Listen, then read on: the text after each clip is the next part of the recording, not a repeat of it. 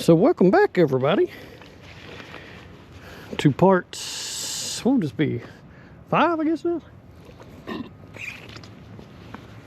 You'll know because it'll be in the title. You'll be able to tell. But so we were talking about, when we left off yesterday, we were talking about Biden, you know, and his apparent, you know, cognitive decline.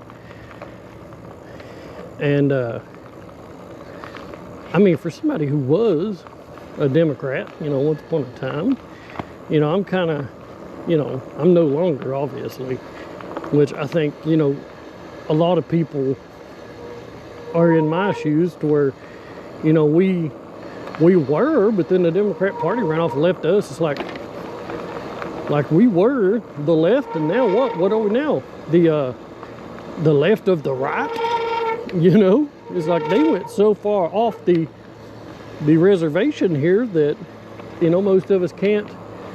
We're not those of us who aren't willing to just say, yeah, whatever, you know. If we're willing to have any standards at all, then we, you know, we're forced to do something different. You know, I can't be down for anything, no matter, because I don't hold my allegiance to a particular party. I hold my allegiance to myself, my family, you know.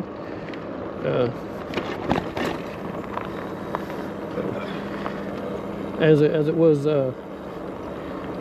God, duty, country, you know. As I think of, what was it, the Marines say? I believe it is. You can correct me if I'm wrong, but you know, it just, I can't get behind everything, you know, and I can't get behind the fact that you got somebody who clearly, like, you can't. The whole time Trump was in there, the whole time he was in there, they were saying Trump's like not all there, or he's having a cognitive decline, or, you know, something like this. And then we got a guy up there now who is obviously tripping. He's obviously tripping. I'm like, they were saying he didn't know his son was dead, and his son died like 20 years ago. And I'm like, okay, well, you know, I understand, you know, people have problems and stuff, but hey, there isn't any kind of, you know, and this is his own people saying that. I'm like, so there isn't any kind of standard for a president or someone who holds the nuclear codes? You know, so we allow anything now? Oh, Trump makes one gaffe and then they're on him like a vulture. You know, and I'm not Trump. You know, if he said something crazy, I'd call him out equal. I don't hold an allegiance to one party or the other, but there's we've got to all say, hey, craziness is craziness. It doesn't matter who's doing it, you know? I'm like, if it doesn't make sense, it doesn't make sense. We can't act like it makes sense just because we want this person. Well, I mean, why would we even want this person in there or that person if they're no longer representing us? You know? If they don't represent me and they don't represent you, and they need to be in a hospital somewhere, I'm like, is Biden just being really abused to hang on to power? Like, you know, sometimes we'll see those Supreme Court justices or even senators like Dianne Feinstein and a couple other people here recently who've been, you know, clearly, like, you can't be 100-year-old and be a senator, or 100-year-old and be a congressman, or, you know, I guess you could if you were cognitively there. I wouldn't have a problem with it. But when someone's clearly in cognitive decline, oh my gosh. You know, we simply have to call it like it is, or as we see it, or you're being dishonest with yourself. You're letting yourself down. You know, feel free to comment on this in the comments. I'd like to hear your I'd like to hear your thoughts on the matter. As always, you know, your voice is important. I'd like to know what you think about it. I mean, backing and politics, I don't know, they kind of go hand in hand. Backing and beers in politics, especially. But you can't be doing that. We got a shop next to our house that's called Bikes and Beers. And never been there, obviously, but you know, it'll be interesting. I think they're a brewery or something though, so you know, it ain't really my thing. But I don't know.